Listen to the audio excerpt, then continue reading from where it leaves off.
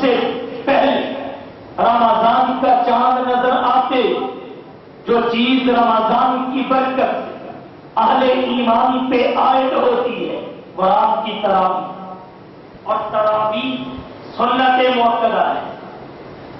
تراویح ترویحۃ کی جمع ہے، ترویح لفظ راحت سے بنا ہے۔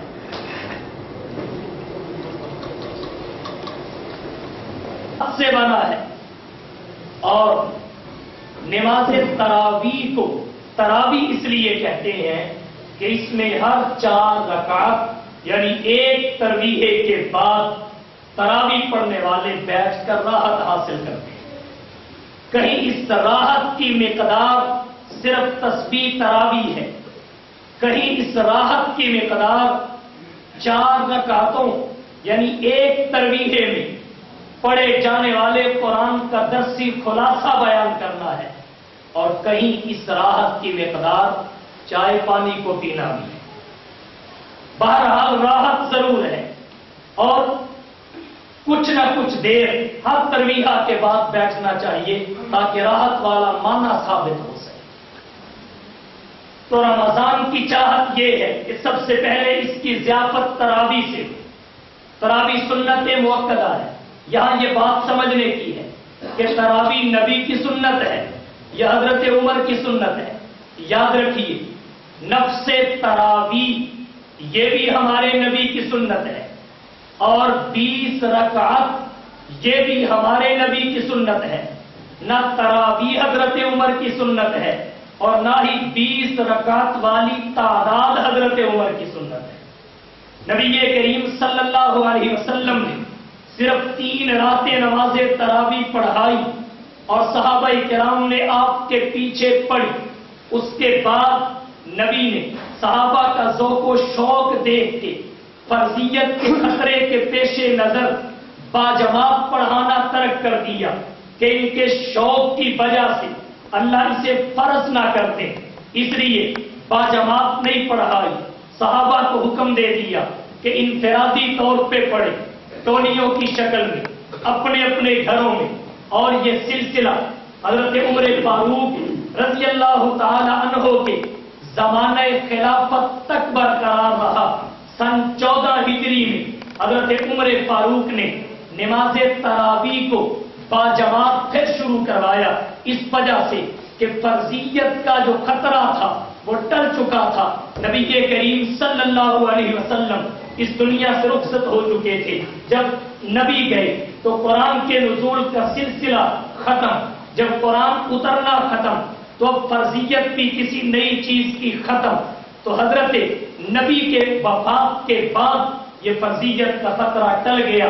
آپ کہیں گے پھر یہ کام حضرت ابو بکر کے دور میں ہونا چاہیے تھا، لیکن میں کہوں گا فتنے اس قدر جنم لے چکے تھے کہ ان فتنوں کی سرکوبی سے حضرت ابو بکر کو فرصت نہ ہوئی، لہذا وہ اس جماعت کو بحال نہ کر سکے۔ جب حضرت عمر کا دور خلافت آیا، فتنے بھی دبک چکے تھے، فرضیت کا خطرہ بھی ٹل گیا تھا، تو حضرت عمر نے دوبارہ اس جماعت کو بحال کیا جسے نبی نے فرضیت کے خطرے کے پیش نظر دامن ترک کر دیا۔ تو حضرت عمر نے صرف اتنا کیا کہ جماعت کو بحال کیا۔ حضرت ابی بن کعب کو امام بنا کے ان کی ابتدا میں نماز تراویح پڑھنے کا حکم دیا، تعداد میں کوئی اضافہ نہیں کیا۔ تعداد وہی ہے جو نبی نے پڑھائی اور پڑھی۔ 3 راتیں حضور نے نماز تراویح پڑھائی اور اس کے بعد وفات تک پڑھی۔ اب جو 3 راتیں پڑھائیں اور باقی راتیں پڑھی، ظاہر ہے کوئی تعداد تو نبی نے پڑھائی اور پڑھی ہوگی، وہ تعداد حدیث سے معلوم کر لیتے ہیں۔ امام عبداللہ بن یوسف الجرجانی نے تاریخ جرجان میں اپنی سند کے ساتھ روایت نقل کی ہے۔ خرج النبی صلی اللہ علیہ وسلم ذات لیلۃ فی رمضان، نبی کریم صلی اللہ علیہ وسلم رمضان کی ایک رات میں گھر سے تشریف لائے، اور یہ وہی رات ہے جو 3 راتوں میں سے ایک رات ہے۔ فصلی الناس 24 رکعۃ، لوگوں کو 24 رکعتیں پڑھائیں۔ बअौतरा बिसलासतिन, और 3 वितर पढ़ाए। इस रिवायत से पता ये चला जो 3 रातें नबी ने सहाबा को नमाज तरावी पढ़ाई तो उनकी रकात 20 थी। कुल 24 नबी ने पढ़ाई, 4 फर्ज पढ़ाए और 20 रकत तरावी पढ़ाई, 24 हुई। उसके बाद औतरा बिसलासतिन, 3 वितर पढ़ाए तो नबी ने 3 रातें पढ़ाई तो 20 रकातें। फिर उसके बाद खुद पढ़ी। ये पढ़ाने और पढ़ने में दोनों में जो तादाद नबी का मामूल था, मुसन्निफ इब्ने अबी शैबा में हजरत अब्दुल्ला बिन अब्बास नबी का ये मामूल जिक्र करते हैं। अन अब्दुल्ला इब्न अब्बास रज़ियल्लाहु अन्हुमा काना रसूलुल्लाह सल्लल्लाहु अलैहि वसल्लम युसल्ली फी रमज़ान 20 रकातन बल वितरा। नबी करीम सल्लल्लाहु अलैहि वसल्लम रमजान में 20 रकात तरावी और वितर पढ़ते थे। खा वो 3 रातें पढ़ाने की सूरत में पढ़ना हो या उसके बाद में इनफरादी तौर पे पढ़ना हो, मामूले नबुव्वत 20 रकातों का, 20 रकात तरावी। यही वजह है अइम्मा अरबा भी 20 रकात तरावी के कायल हैं। इमाम मालिक से एक रिवायत 30 रकातों की है, लेकिन उनमें भी तरावी 20 है। जो 16 रकातें हैं वो चूंकि ये राहत वाली नमाज है, हर 4 रकात तरावी पढ़ने के बाद वो 4 नफल पढ़ा करते थे। बाद लोगों ने उन 4 तरवीहों में उन 4 नफलों को जो 4 मरतबा पढ़े गए 16 रकातें हुई, तरावी में शामिल करके 36 जिक्र कर दिया। बाद में नवाफिल को अलग करके तरावी की 20 रकातों को जिक्र कर दिया। अइम्मा अरबा में से कोई भी इमाम ऐसा नहीं जिससे 20 से कम तरावी पढ़ना साबित हो, और यही मामूल आज भी हरम और मस्जिद नबवी में जारी है और यही सुन्नत है। अगर ये सुन्नत ना होता तो फिर ऐसी तारीख जरूर महफूज होती जिस तारीख को हरम और मस्जिद नबवी में 20 का आगाज हुआ। ऐसी कोई तारीख नहीं, कोई सन नहीं कि आदमी ये कहे जनाब पहले 8 पढ़ी जाती थी और इस सन में 20 का आगाज हुआ। ऐसी कोई सन नहीं। जब से तरावी पढ़ी जा रही है 20 ही पढ़ी जा रही है। पता ये चला कि 20 रकातें ही सुन्नत है। अब यहां नुक्ते की बात ये है, आपके ज़हन में इश्काल पैदा होगा, अगर 20 रकातें सुन्नत हैं, 20 रकातें नबी की सुन्नत है, तो फिर इसकी निस्बत हजरत उमर की तरफ क्यों की जाती है? अगर 20 रकातें नबी की सुन्नत है, हुजूर ने पढ़ाई तो भी 20 और पढ़ी तो भी 20, जब तरावी भी नबी की सुन्नत, तादाद तरावी भी नबी की सुन्नत, तो फिर इसे उमर की सुन्नत क्यों कहा जाता है?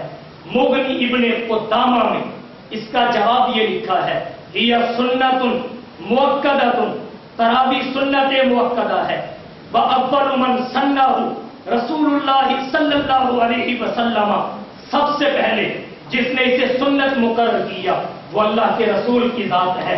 कुछ लिखने के बाद फिर लिखा वनिस्बत तरावी इला उमर बिन खत्ताब, तरावी की सुन्नियत की निस्बत उमर बिन खत्ताब की तरफ इसलिए है लिअन्नहु जमा नासा अला उबय इब्न काब रज़ियल्लाहु ताला अन्हु, क्योंकि हजरत उमर बिन खत्ताब ने तमाम लोगों को उबय इब्न काब की इक्तिदा में नमाज तरावी पढ़ने पर जमा किया, यानी उस जमात को बहाल किया जो फर्जियत के खतरे के पेश नजर जनाब नबी करीम सल्लल्लाहु अलैहि वसल्लम ने तर्क कर दी थी।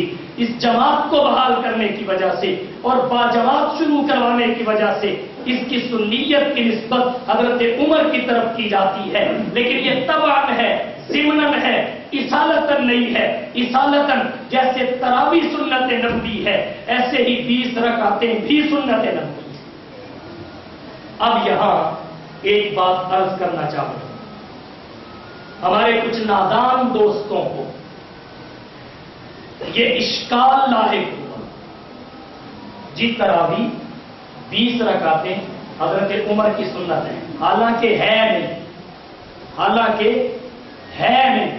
میں نے 2 حدیثیں پیش کی جن میں یہ بات مذکور ہے کہ نبی نے پڑھائی تو بھی 20 اور پڑھی تو بھی 20. سنت نبی کی ہے 20 رکعتیں، حضرت عمر کی نہیں. لیکن اگر مان لیا جائے کہ یہ حضرت عمر کی سنت ہے تو کیا میں پوچھ سکتا ہوں حضرت عمر کی سنت نبی کی سنت نہیں ہے؟ حضرت عمر کی سنت بھی تو نبی کی سنت ہے. اور جناب یہاں نہیں وہاں مانتے ہیں کہ حضرت عمر کی سنت نبی کی سنت ہے. کہاں مانتے ہیں؟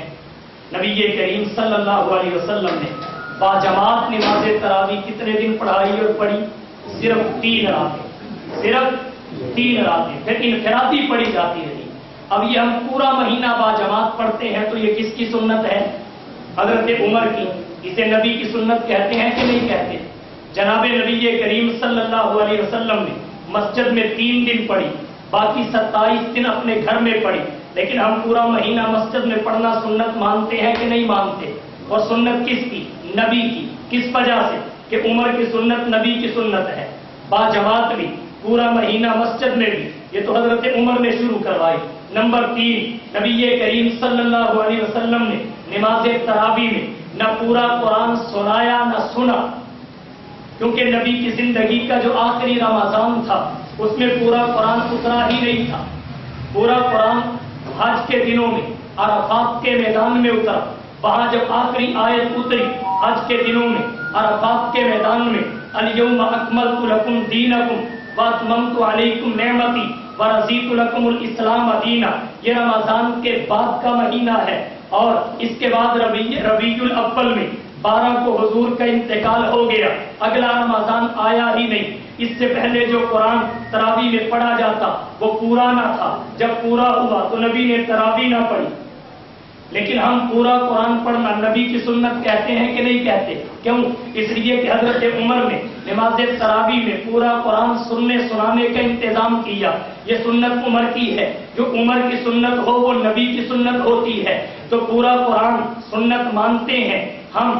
باجماعت پڑھنا سنت مانتے ہیں. پورا مہینہ مسجد میں پڑھنا سنت مانتے ہیں. اور نبی کی، حالانکہ نبی نے یہ تینوں کام نہیں کیے. تو یہاں عمر کی سنت نبی کی سنت بنتی ہے، اور وہاں جہاں 20 رکعتیں عمر کی سنت نہیں سنت بھی نبی کی ہے، وہاں جان چھڑانے کے لیے عمر کی سنت نبی کی سنت کیوں نہیں بنتی؟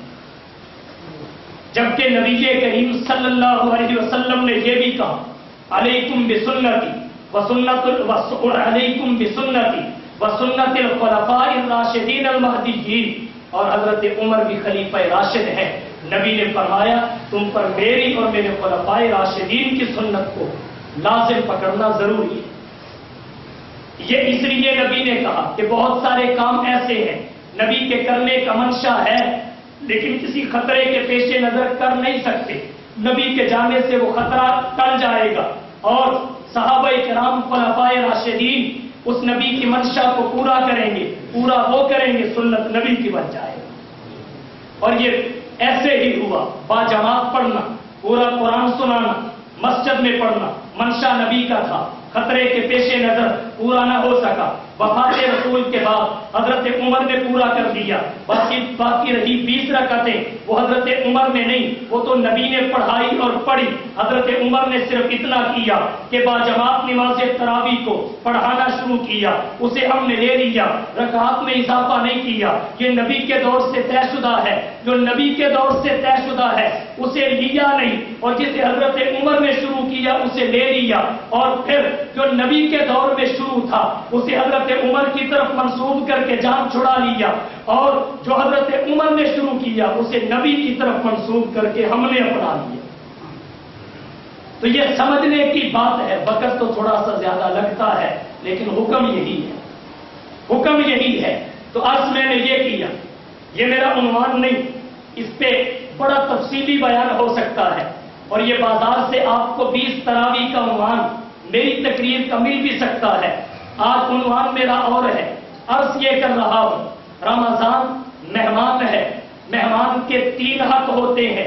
پہلا حق آئے تو استقبال، رہے تو چاہت کے مطابق اکرام. رمضان کی چاہت یہ ہے کہ آتے ہی تراویح کی صورت میں اکرام ہو، اور اس کے بعد روزے کی صورت میں اکرام ہو، یہ دو چیزیں ہیں۔ اب روزہ کیا ہے؟ تراویح سنت مؤکدہ ہے، روزہ فرض ہے نماز ہی کی طرح، بلکہ نماز کی اہمیت روزے سے زیادہ ہے۔ یہ بات میں اس لیے کر رہا ہوں کہ اگر کوئی مسلمان ٹرین میں سفر کر رہا ہو، جب وہ کسی کو ٹرین میں کھاتا دیکھ لے اسے 1000 ملامت کرے گا کہ تو رمضان میں کھا رہا ہے، لیکن اگر وہ نماز نہ پڑھے سارا دن ٹرین میں بیٹھا رہے تو اسے ملامت نہیں کرے گا۔ اگر روزہ نہ رکھنے پہ ملامت ہے تو نماز نہ پڑھنے پہ بطریق اولا امامت ہے، ملامت ہے، کیونکہ روزہ بھی فرض ہے، نماز بھی فرض ہے، اور نماز کا رتبہ روزے سے اہم ہے۔ نماز کا رتبہ روزے سے اہم ہے، روزہ فرض ہے اہل ایمان پہ۔ اور اس کے فضائل کیا ہے؟ یہ بڑا عنوان ہے۔ نبی کریم صلی اللہ علیہ وسلم نے فرمایا جو ایک دن کا روزہ رکھتا ہے اس روزے کی برکت سے اللہ اسے 70 برس جہنم سے دور کر دیتے ہیں۔ اور ایک روایت میں ہے جو ایک دن کا روزہ رکھتا ہے ایک روزے کی برکت سے اللہ جہنم سے اتنا دور کر دیتے ہیں جتنا ایک کوے کا بچہ بچپن سے اڑنا شروع ہو، بوڑھا ہو اور اڑتے اڑتے فوت ہو جائے، جتنی مسافت یہ طے کرتا ہے اتنا ایک روزے کی برکت سے اللہ روزہ دار کو جہنم سے دور کر دیتے ہیں۔ اب کیا کوئی اندازہ کر سکتا ہے کوا کتنی مسافت طے کرتا ہے اپنی زندگی میں؟ اور اس کا ذکر نبی نے اس لیے کیا کہ کوے کی عمر پرندوں میں سب سے زیادہ ہوتی ہے، یہ اپنی طویل عمر میں جتنی مسافت طے کرتا ہے اس کا اندازہ نہیں کیا جا سکتا۔ ایک روزہ روزے دار کو جہنم سے جتنا دور کرتا ہے اس کا بھی اندازہ نہیں کیا جا سکتا۔ تو رمضان کی چاہت یہ ہے کہ دو چیزیں اس کے اکرام میں ضروری ہیں، ایک رات کی تراویح، نمبر 2 دن کا روزہ۔ جیسے کھانے میں روٹی اور سالن ضروری ہے، سلاد رائتا اضافی چیزیں ہیں، دسترخوان کا حسن ہے، ایسے ہی تراویح اور روزہ اس رمضان کی ضیافت و اکرام میں ضروری ہے۔ تسبیح، ذکر اذکار، نوافل، تلاوت یہ اضافی چیزیں ہیں، رفع درجات کا باعث ہے، نامہ اعمال کا حسن ہے۔ یہ دو چیزیں اس مہمان کے اکرام میں ضروری ہیں، نبی کریم صلی اللہ علیہ وسلم کی تعلیمات ہیں۔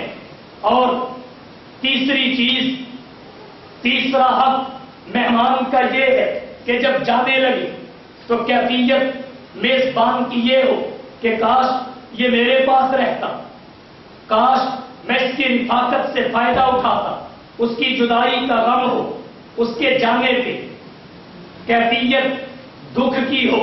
جیسے مہمان محبت والا رخصت ہونے لگے، میزبان کی آنکھیں برس پڑتی ہیں، اس کی پلکیں چھلک پڑتی ہیں، میزبان کہتا ہے جی نہیں کرتا کہ تجھے روانہ کروں، رخصت کروں، لیکن تو رک نہیں سکتا۔ اسی طرح مسلمان کہے جب رمضان جانے لگے اے رمضان تیری قدردانی نہیں ہو سکی، نا قدری پہ معافی چاہتا ہوں، صدقۃ الفطر بھی ادا کرے، نا قدری پہ معافی چاہتا ہوں، صدقۃ الفطر بھی ادا کرے۔ اور جب رمضان جانے لگے تو آدمی اپنے جذبات کیفیات ایسی بنا لے کہ کاش یہ رمضان ہمیشہ رہتا، یہ مجھ سے کبھی جدا نہ ہوتا۔ اس کی برکت سے جو اللہ رحمتیں اتارتا ہے میں ہمیشہ سمیٹتا، کیونکہ جناب نبی کریم صلی اللہ علیہ وسلم کا فرمان یہ ہے کہ اگر میری امت کو پتہ چل جائے کہ رمضان کی کتنی برکتیں ہیں تو میری امت کا ایک ایک فرد یہ خواہش کرے کہ سال کا کوئی دن بھی رمضان سے باہر نہ جائے، سارا سال رمضان رہے۔ یہ بڑا مقدس مہمان ہے، بڑا مقدس مہمان ہے۔ نبی کریم صلی اللہ علیہ وسلم نے فرمایا یہ مہمان جب آتا ہے تو بڑا کچھ لے کے آتا ہے، بڑا کچھ۔ فرمایا اذا دخل شہر رمضان فتحت ابواب الجنہ، جب رمضان کا مہینہ آتا ہے تو جنت کے دروازے کھول دیے جاتے ہیں، وغلقت ابواب جہنم، اور جہنم کے دروازے بند کر دیے جاتے ہیں، وسلسلت الشیاطین، شیطانوں کو قید کر دیا جاتا ہے۔ یہ رمضان کی برکت